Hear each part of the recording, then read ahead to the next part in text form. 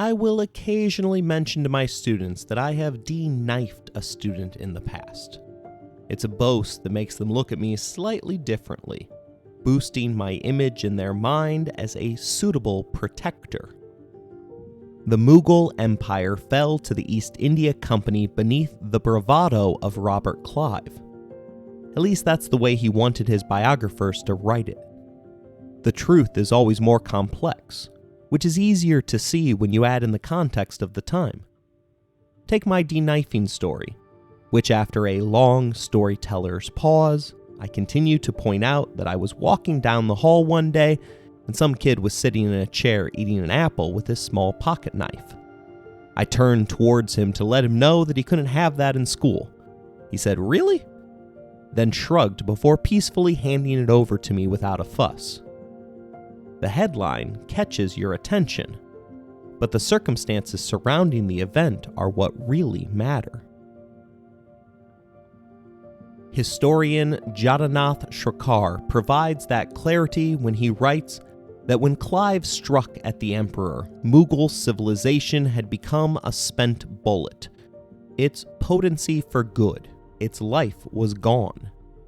The country's administration had become hopelessly dishonest and inefficient, and the mass of people had been reduced to the deepest poverty, ignorance, and moral degradation by a small, selfish, and unworthy ruling class. In other words, Clive merely kicked over an empty husk. Shrikar continues teaching us that imbecile leechers filled the throne.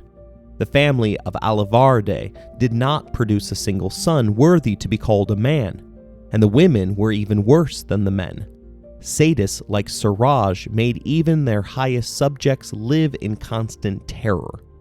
The army was rotten and honeycombed with treason. The purity of family life was threatened by the debauchery fashionable in the court and the aristocracy.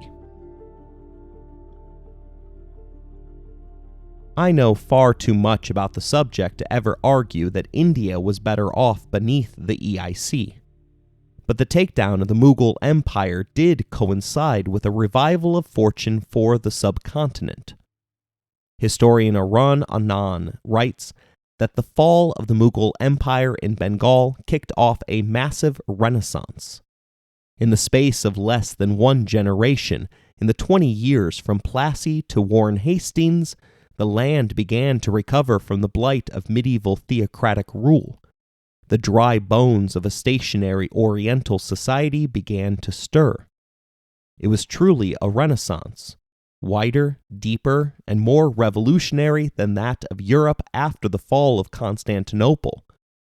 Bengal had been despised and thrown into the corner during Mughal times as a hell well stocked with bread. But now it became a pathfinder and light bringer to the rest of India. But was it sustainable? That is the question that comes with every single business venture, and one that individuals who found themselves caught up in the Renaissance began to ask about the East India Company. Unfortunately for all involved, the answer would be a resounding no.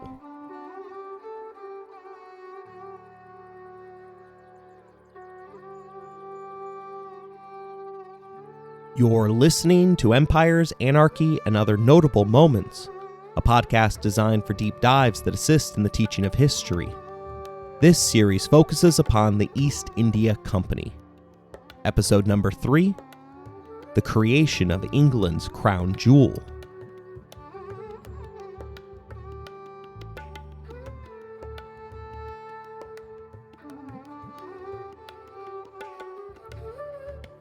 One year after the anniversary of the decisive EIC victory at Plassey, Mir Jafar, the new ruler of what were merely the remnants of the Mughal Empire, paid a state visit to the company's seat of power in Calcutta. By this point, the mantle of absolute power had corrupted Jafar absolutely. Clive noted that the man whom he had raised up to the throne had now become heavy-handed, gluttonous, and abusive.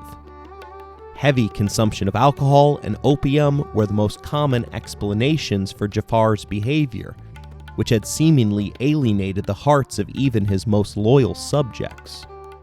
He made the visit to Calcutta out of weakness rather than strength, as it had only taken 3 years for him to drain the kingdom's resources.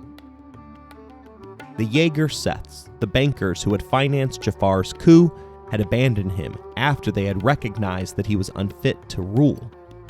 Unpaid troops across the country were on the verge of mutiny, and thus the ruler turned to the company for support. After all, the EIC had experienced unprecedented profit from the literal loot that its director had sent back to England. In fact, the shareholders were so happy with the work that Clive was doing for their bottom line that they chose to overlook the immense amount of treasure that he was skimming from the top. He had bought up so much land in Clare County that he was able to rename the entire area to Plassey, the scene of his greatest victory. It was even being reported in the papers that Clive's pet ferret regularly wore a diamond necklace worth in excess of $250,000, making it far and away history's most fancy ferret. Far from being the successor to the elite Mughal Empire, Jafar was closer to a regional warlord than divine ruler. As such, Mir Jafar wasn't going to get a handout from the EIC. Historian William Dalrymple, whose work The Anarchy is our main source for this series, notes that the company, far from helping Mir Jafar, was actively engaged in undermining the economy which sustained him, helping wring the neck of the Bengali goose which had been laying such astonishing golden eggs. After Plassey, unregulated private English traders began fanning out across Bengal, taking over markets and asserting their authority in a way that had been impossible for them before the revolution. By 1762, at least 33 of these private businesses had set themselves up in more than 400 new British trading posts around the province. Here they defied the power of local officials, refusing to pay the few taxes, tolls, or custom duties that they were still required to pay, as well as encroaching upon land to which they were not entitled to. In this manner, they ate away at the economy of Bengal like an invasion of termites, steadily gnawing at the inside of an apparently sturdy wooden structure. Focused only on their bottom line, the company didn't realize that the further one went up from Calcutta, the worse the once great empire had become. One contemporary noted that the country lies groaning under the anarchy. Laws have no power of sanction. Morals are corrupt to the ultimate degree. The people groan under a multitude of vexations, all caused by the decay and confusion into which this once great empire has fallen. The EIC didn't mind the ruler of the country living his life in a drug-induced haze, but they also didn't want him to fall. Such an act could create chaos, something that is rarely good for the bottom line. As a result of the meeting, Warren Hastings was implanted within Jafar's court in order to keep the ship sailing upright. Hastings is one of the rare good guys within the apparatus that was the East India Company. Rather than arriving in India chasing glory, he had been unceremoniously dumped there against his wishes. He was raised by his grandfather after his mother passed away during his birth. Rather than sticking around to deal with the situation, his father ran off without his son to the New World, seeking after easy riches. The boy became a top-level student, hanging out at school with Edward Gibbon, who would go on to establish himself as the ultimate scholar regarding the rise and fall of the Roman Empire. Alas, the death of his benefactor meant that he was forced to leave school in favor of a place within the East India Company as a writer. Continuing his rotten run of luck, the 16-year-old arrived just in time to be taken prisoner during the pillaging from Siraj-ud-Dowlah.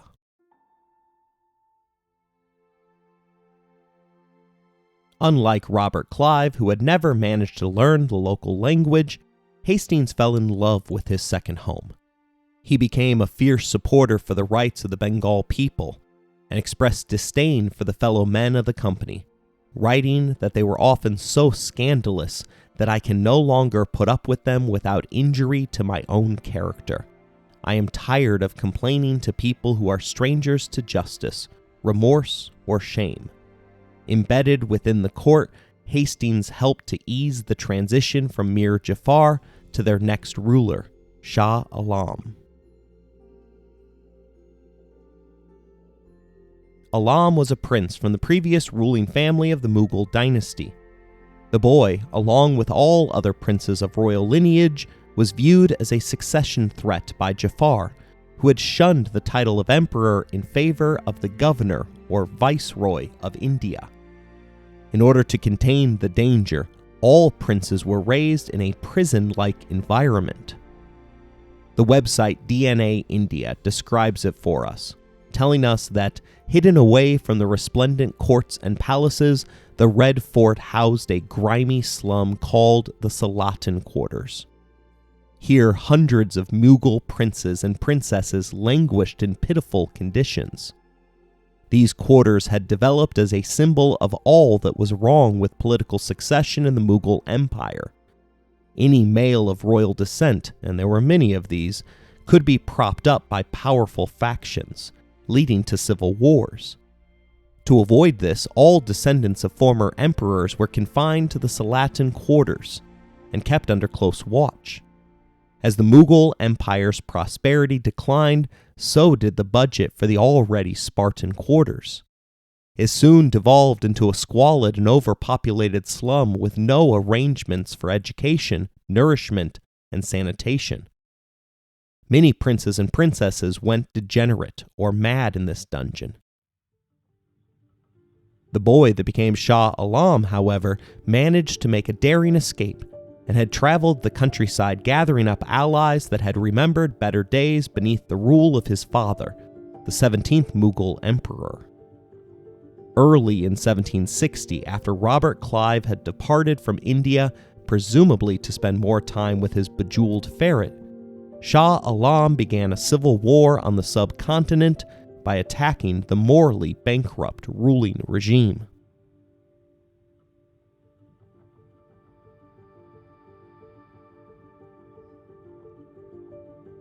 Mir Jafar was far more brutal than his opponent.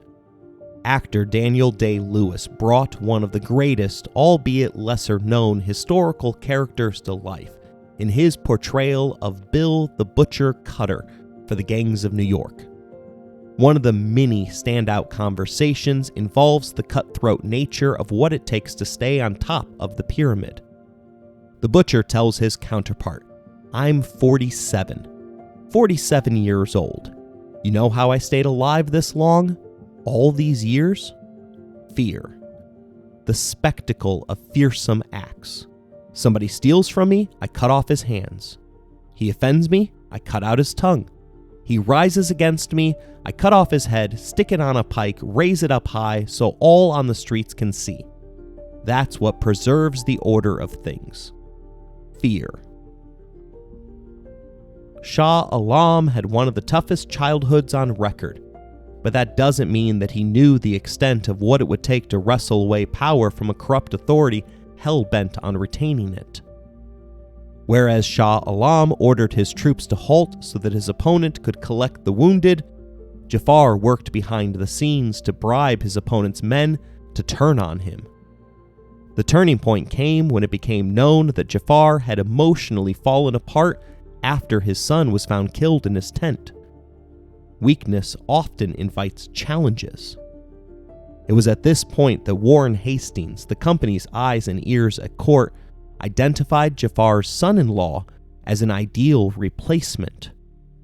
Behind-the-scenes negotiations made it clear that the EIC was willing to support a coup, which would install him as the land's ruler.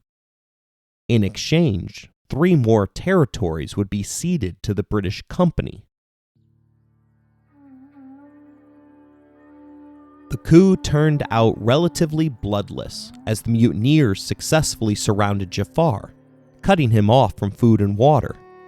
His son-in-law then arrived to escort him out of the jam, without explaining to the deposed ruler that he was in fact the head of the coup.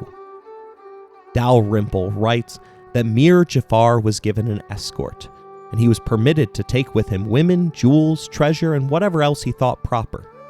As he was rowed downstream, he finally realized that he had not been so much as rescued as deposed. The company oversaw his house arrest by providing a suitable townhouse within their stronghold of Calcutta, allowing him to retire with a modest pension. The new ruler, Mir Qasim, turned out to be quite effective.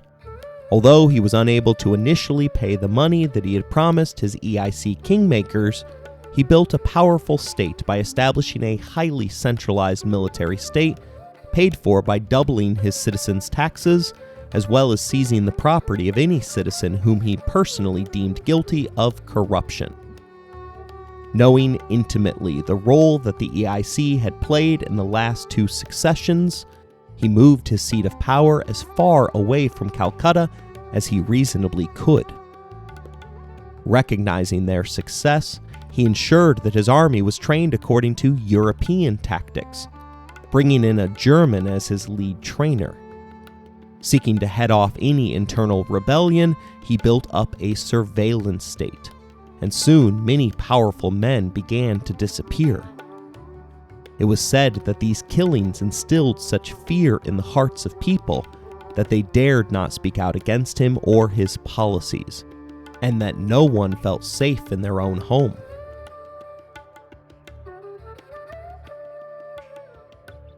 Had the company's leaders known how effective Mir Qasim would be at cutting the threads that bound him to the EIC, they never would have aided Qasim's father-in-law in his efforts to annihilate Shah Alam's army at the beginning of 1761. But it was in defeat that Alam rose. Dalrymple reveals that it was only now, after the company had defeated Shah Alam and his army had largely dissolved, that the British began to understand the moral power still wielded by the emperor through lineage. Shah Alam had lost everything, even his personal baggage, writing table, and calligraphy case, which had fallen when his elephant charged off the battlefield, and he could now offer his followers almost nothing of practical value, and yet they continued to revere him. As governor, Qasim occupied the literal seat of power for the moment, but it turns out that sitting on the peacock throne doesn't make you the true Mughal emperor in the eyes of the people. Sensing a business opportunity, the East India Company invited Shah Alam to become their guest in Calcutta. They even went so far as setting up a makeshift throne for him at one of their factories. Dalrymple writes that the only person displeased with this turn of events was the newly installed viceroy, Mir Qasim. He feared with good reason that now that the company had the emperor in their clutches, the usefulness of a tame governor was diminished, and that the company might ask to have themselves appointed in his stead. Mir Qasim was right to be anxious on this score. This was indeed an option the council in Calcutta had weighed up, but decided not to pursue for the time being. So it was that Mir Qasim finally met his emperor, the refugee of the world, sitting on a makeshift throne within an East India Company opium factory.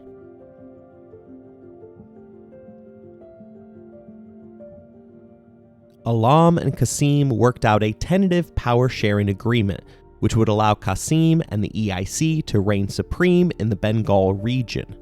In exchange for legitimizing the company's role in both coups d'etats, Qasim agreed to ensure that tax payments to the crown would resume, granting Alam the stream of revenue that was badly needed in order to hold on to the peacock throne, if he could find his way to it. 3 months later, the heir to the Mughal Empire departed for the west in search of allies strong enough to allow him to resist outside influence. The two would-be powers that were left behind soon descended into intense bickering over who was the real power in Calcutta, with Qasim noting that the EIC have decided to disrupt my rule. They insult and humiliate my people, and from the frontiers of Hindustan up to Calcutta, they denigrate and insult me. The capable company man Warren Hastings was once again inserted into the fray. To everyone's surprise, he appeared to take Qasim's side and was particularly harsh with William Ellis, the man who was in charge of the EIC for the moment, claiming that the company was metaphorically raping the entire countryside.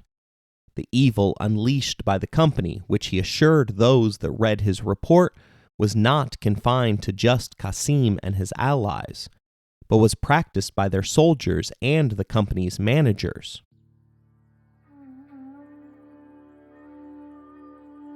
Dalrymple writes that the English would have avoided great misfortunes when they broke with the governor, had they but followed the wise counsel of Mr. Hastings.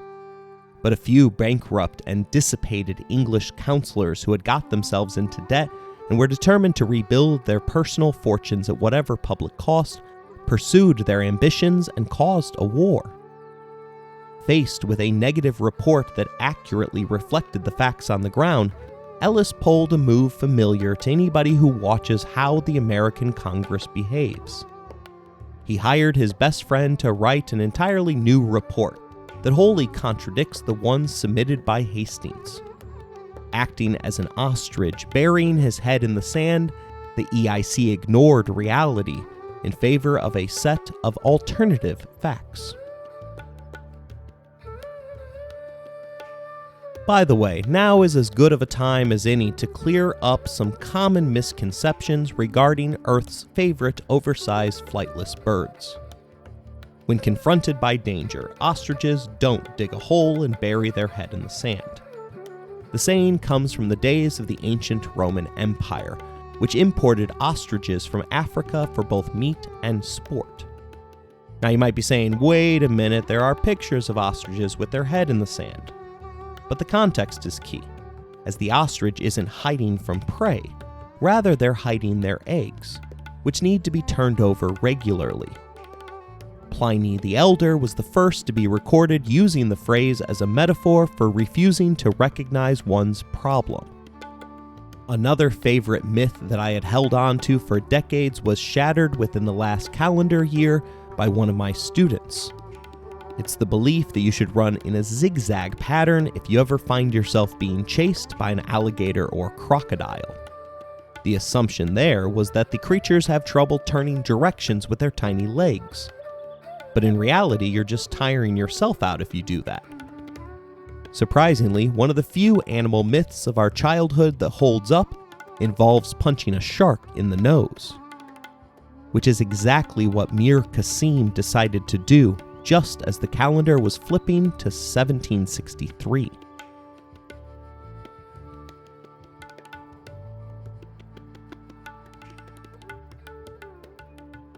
Despite promising Shah Alam otherwise, he abolished all taxes throughout the land of Bengal. The result of such an action was that the EIC, which had never paid any taxes, no longer had a decisive economic advantage over the local traders. The intensified competition sparked fighting in the streets, as locals fought back against the previously lopsided deals that they had agreed to when they had previously been backed into a corner. 6 months after losing their duty-free advantage, the EIC, under the leadership of Ellis, launched a 1 a.m. assault on the city of Patna.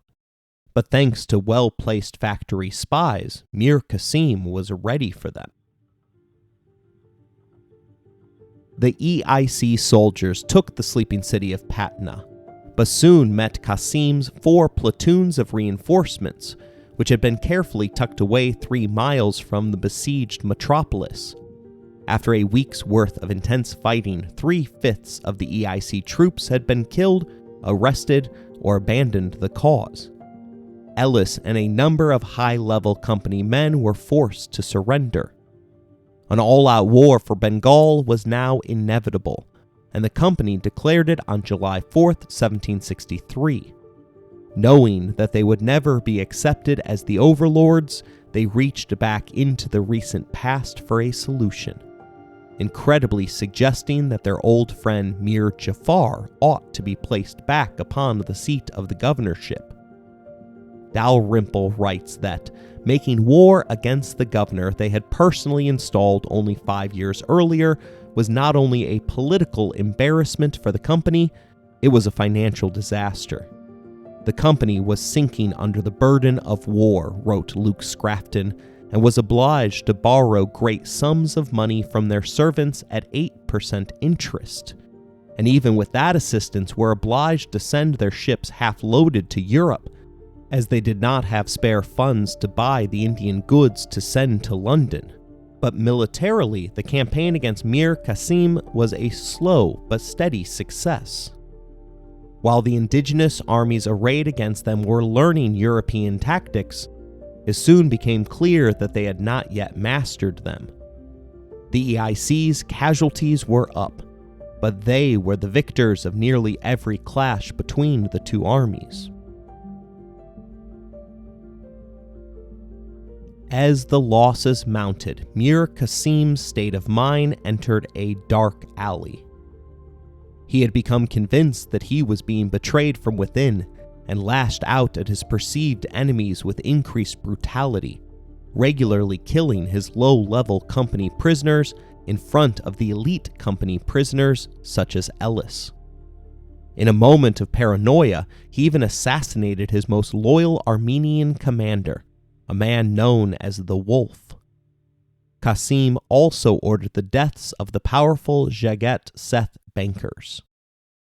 As the doors closed in on him, he implored Warren Hastings to negotiate a deal that would allow him to abandon his post in favor of making the holy pilgrimage to Mecca. He swore an oath on the Quran that failure to accept the agreement would result in the barbaric beheading of William Ellis and all of the remaining Englishmen in his prisons. The EIC held the upper hand on the battlefield, however, and thus delayed in responding to Mir Qasim's request.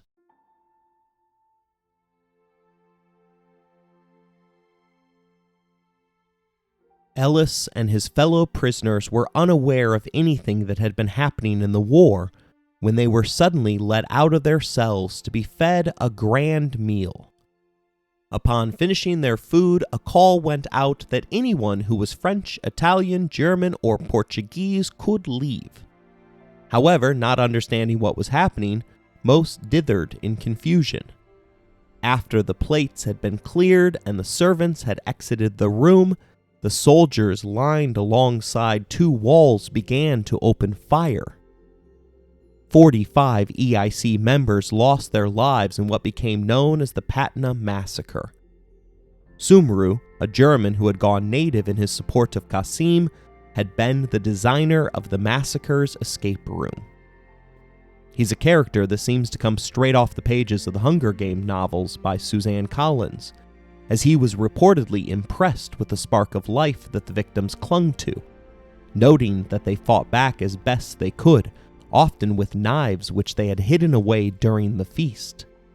One man even successfully concealed himself within the trench that had been collectively used as the latrine for the festivities. Unfortunately, this 18th century Andy Dufresne was murdered upon his discovery 3 days later. 200 indigenous sepoys also met their maker that evening as they refused to switch sides.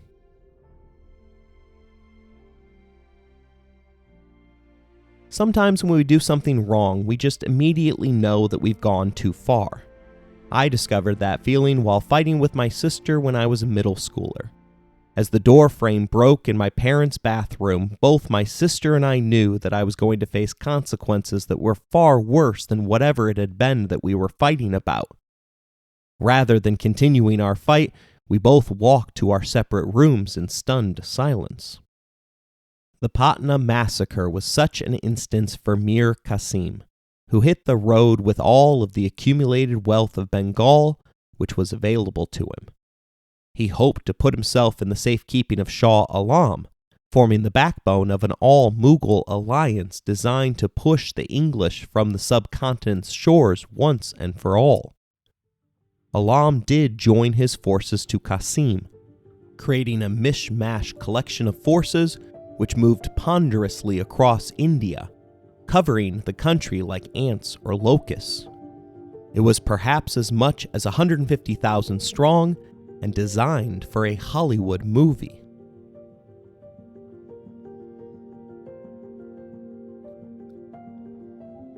Mir Qasim's new army had taken on the attitude of their German commander Samnu, the architect of the Patnam Massacre. Shah Alam's cavalry were among the best in the country. Afghan Rohillas rode camels into battle armed with armor-piercing swivel guns. The Persian Jilbash cavalry wore the highly visible red felt hats, while Shuja commanded 6,000 naked, dreadlocked Hindu Naga sadhus. Although they were marching away from Calcutta, the company was given warning that they would return, having been told to hand over all the territory in their possession and cease to interfere with the government of the country. They were told to revert to their proper place as humble merchants and confined themselves to their original profession of trade. It was the modern-day equivalent of telling LeBron James to shut up and dribble. Failure for the company to abide meant the resumption of war.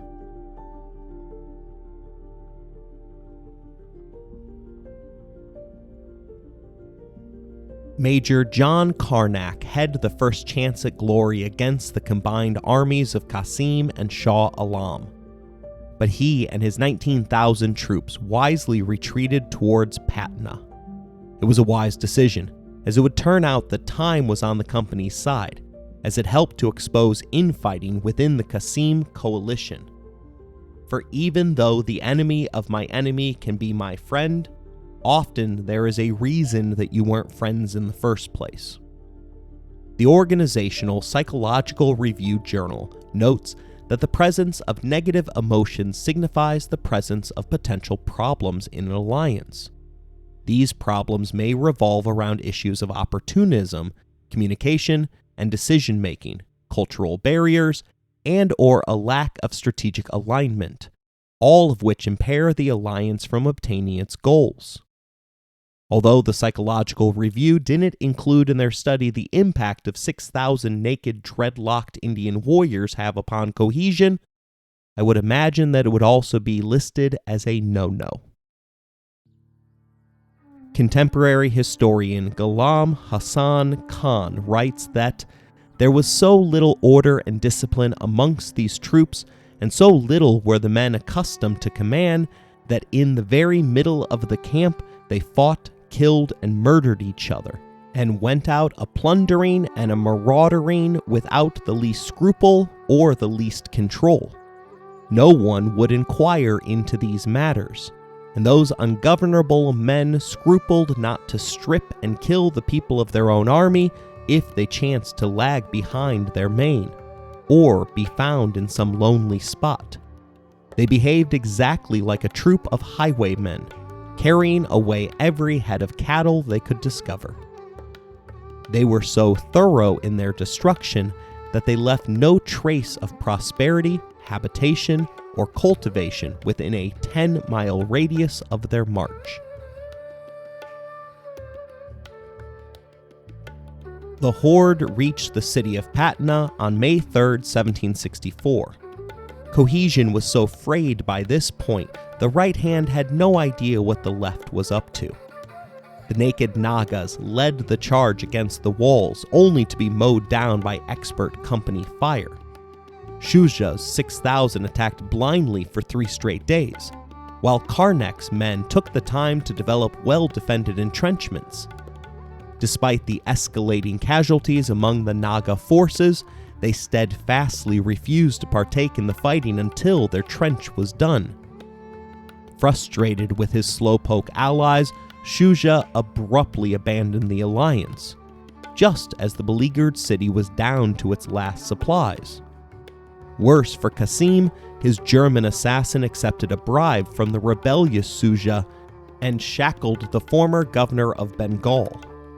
Rather than winning, the East India Company survived long enough to see their enemies falter.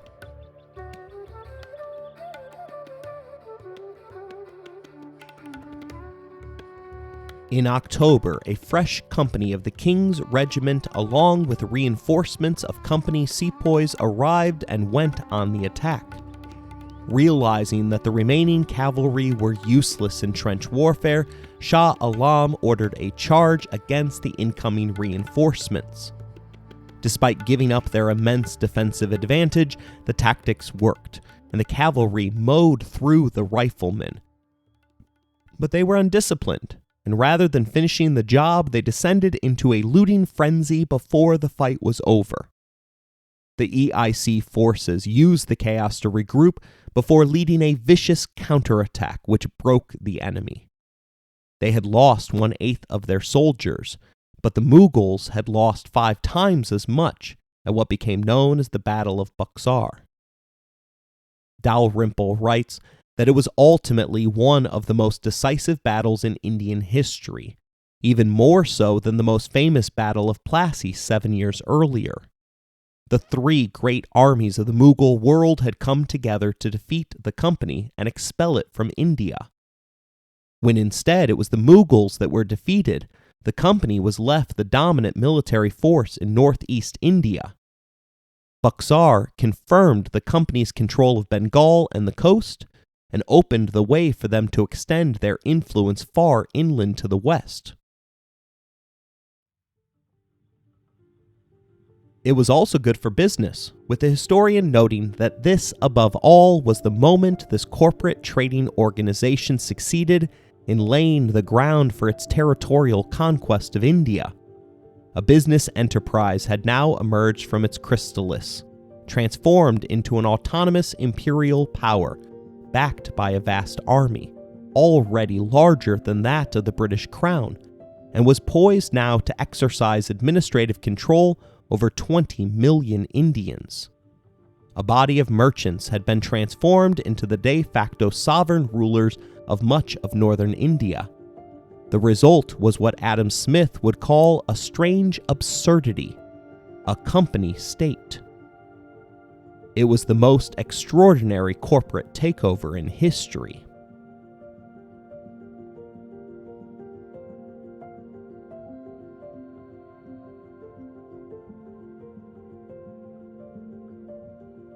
Shah Alam was determined to be the most useful piece remaining on the chessboard. He had remained in his tent throughout the entire Buxar campaign. More importantly, he had kept in constant contact with the EIC throughout the siege. Unsure what to do with him, he remained free, but under the watchful gaze of EIC company men. The capitalist institution knew that they had the opportunity to lay the groundwork for their future in India. For such an important task, the EIC brought in its best, commissioning Robert Clive for a 3rd campaign on the subcontinent.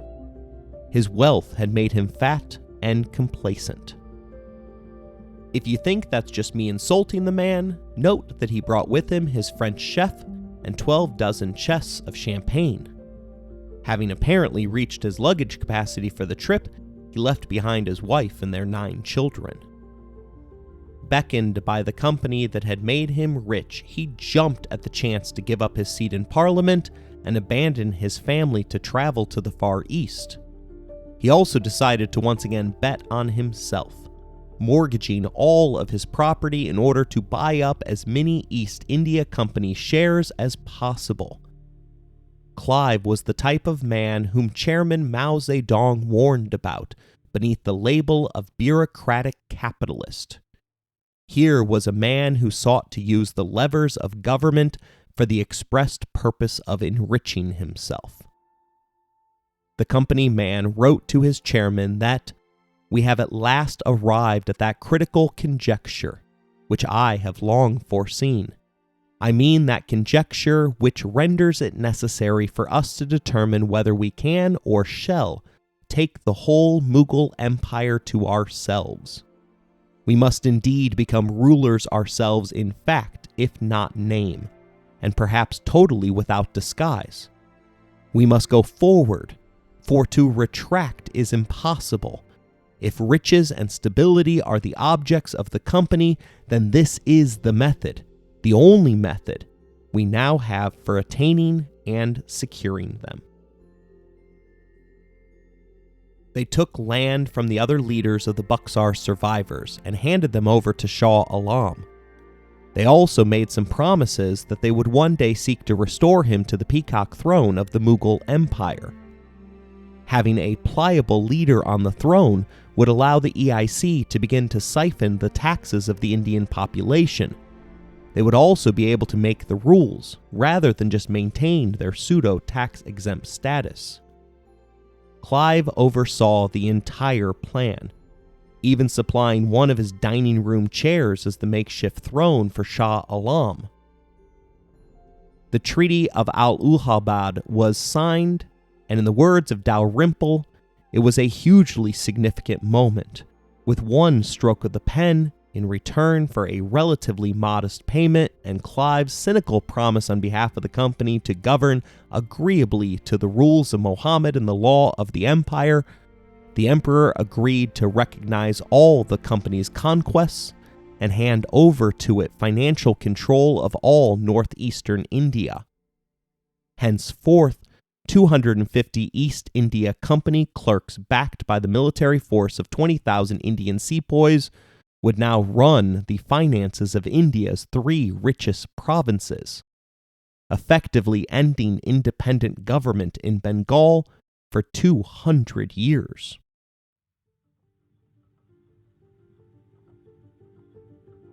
The mercantilistic destruction of India could now begin in earnest, driving the company's stocks to unimaginable heights. Rather than borrowing money from the Bank of London in order to finance the purchase of subcontinent goods, the EIC merely redirected Indian tax revenue to purchase indigenous textiles and then ship them off for sale across the European and American continents. Economically speaking, this meant that indigenous workers would be paid with their own tax dollars. That's no way to run a business, as none of the profits could be reinvested within the factories, as they would inevitably be sent off to the company headquarters in London. Tax collectors wrung the populace for every available coin, while merchants and weavers were obligated to work for the EIC at below market wages. Failure to agree resulted in the government legislating them out of business, or worse, jailing the offenders beneath trumped-up charges. There were major social effects on the ground as well, as the Mughal nobility, which had symbolically filled out the ranks of the cavalry, were all left unemployed, as the traditional Indian military was replaced with European-style infantrymen. The era of the horse was over, but the nobles' fate was shared by the Muslim rulers of Bengal, for the EIC steadily replaced their role in the aristocracy with individuals drawn from the Hindu Brahmin caste. Incredibly, the reshuffling of society went unnoticed by the officials in charge, who failed to recognize the profound implications of the changes unfolding before them. Khan noted that this was because the company looked on Bengal merely as a buccaneer would look on a galleon. It took 5 years for the full effects of this regime of unregulated plunder to become apparent. But when it did so, the results were unparalleled in their horror. I hope you enjoyed today's episode. If you want to interact with the show, you can email us at resourcesbylowery@gmail.com. If you would like to financially support the show, please look in the show description for more information. As always, thank you for listening, rating the show, and spreading the word.